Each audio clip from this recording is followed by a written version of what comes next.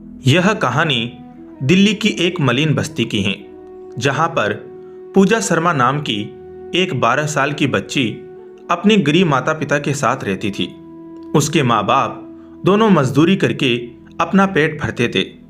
पूजा अपने स्कूल से आने के बाद शाम तक घर में अकेली रहती थी। आसपास के पड़ोसी उसका ख्याल रखते थे। एक बार पूजा के पड़ोस के घर में एक रिश्तेदार रुकने आया, जिसकी उम्र 20 साल थी।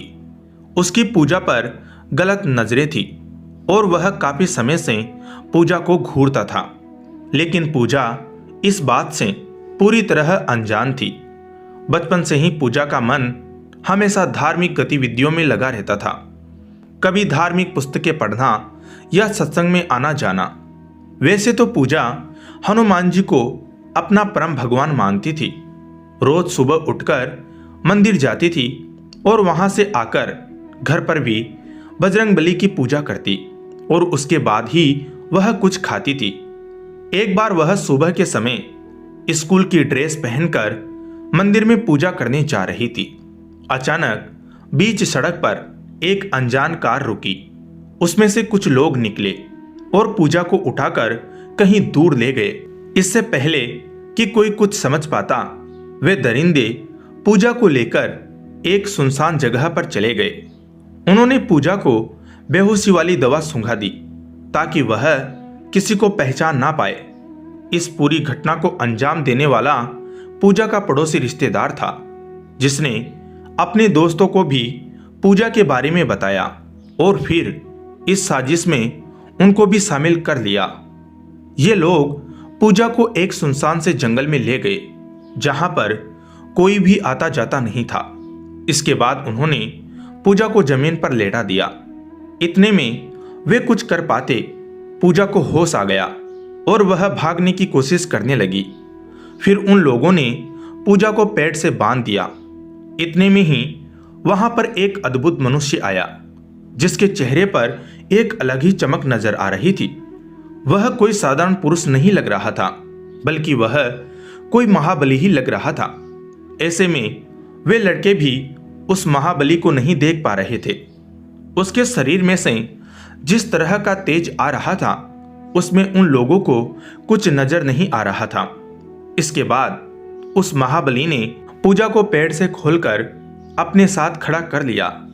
उसके बाद उन लड़कों को वह महाबली दिखने लगा। उन लड़कों ने मिलकर उस महाबली के साथ हाथापाई की, लेकिन महाबली के आगे कौन टिक पाया है। वह सभी एक ही वार में परास्त हो गए। उस महाबली के पास एक गदा था, जिससे वह उन लड़कों पर वार कर रहा था। यह देखकर पूजा को आशंका हुई कि यह कहीं हनुमान जी तो नहीं है। यह देखकर पूजा ने पहले हाथ जोड़े और कहा, आप तो मेरे परम भगवान हनुमान जी हो। यह देखकर पूजा की आंखों में खुशी के आंसू आने लगे। पूजा की यह बात सुनकर लड़कों ने भी महाबली से माफी मांगी, लेकिन उन्होंने कहा, तुम्हें धरती पर तो सजा भुगतनी ही होगी, साथ ही जब तुम मृत्युलोक में आओगे तुम्हें वहां भी इस लड़की के साथ गलत भावना रखने का दंड जरूर मिलेगा। यह सुनकर लड़के अपनी जान की भीख मांगने लगे और पूजा से कहने लगे कि बहन, हमें माफ कर दो। हम समझ गए कि हम गलती नहीं, पाप करने जा रहे थे। लेकिन बजरंगबली ने उनकी एक नहीं सुनी और उन तीनों को अपने हाथों से हवा में उठाकर जंगल के बाहर ले आए और फिर सड़क पर गिरा दिया, जिसके बाद वह लड़के सड़क से उठ नहीं पा रहे थे। वह भागने की कोशिश कर रहे थे, लेकिन हनुमान जी की शक्ति की वजह से वह सड़क से उठ नहीं पा रहे थे। इसके बाद हनुमान जी उस लड़की को लेकर पुलिस स्टेशन गए और उसको कहा कि तुम यहां पर सारी बातें बताना, लेकिन मेरे बारे में कुछ मत कहना।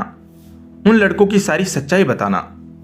जब पूजा ने पूछा कि आपके बारे में मैं पुलिस अंकल को क्यों नहीं बताऊं, तो बजरंगबली ने कहा, यह कलयुग है बेटी। यहां पर चमत्कार को अंधविश्वास का नाम दिया जाता है। तुम अगर मेरे बारे में कुछ भी बताओगी तो यह लोग यकीन नहीं करेंगे और तुम्हारी सारी बातों को झूठ मानेंगे। पूजा ने उनकी बात मानी और पुलिस स्टेशन में अकेली चली गई। बजरंगबली बाहर खड़े होकर सारी परिस्थितियों को देख रहे थे। इसके बाद वह लड़की उसी सड़क पर पुलिस वालों को लेकर गई। वह लड़के अब भी सड़क से उठ नहीं पा रहे थे। पुलिस ने उन लड़कों को गाड़ी में बैठाया और पुलिस स्टेशन ले आई।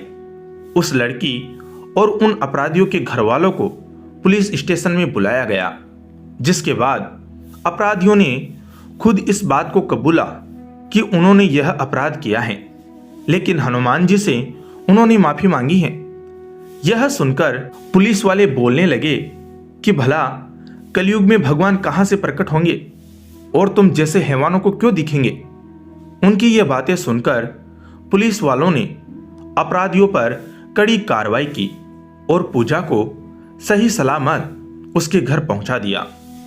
घर पहुंचने के बाद पूजा ने अपने घर वालों को हनुमान जी के चमत्कार के बारे में सारी सच्चाई बताई, जिसके बाद से पूजा की जिंदगी बदल गई और हनुमान जी के लिए उसका श्रद्धा भाव दिन प्रतिदिन बढ़ने लगा। भक्त की पुकार पर अचानक हनुमान जी का धरती पर प्रकट होना किसी चमत्कार से कम नहीं है। इसलिए तो दोस्तों उनको संकटहर्ता और दुखहर्ता का नाम दिया गया है। जय हो हनुमान जी की। धन्यवाद।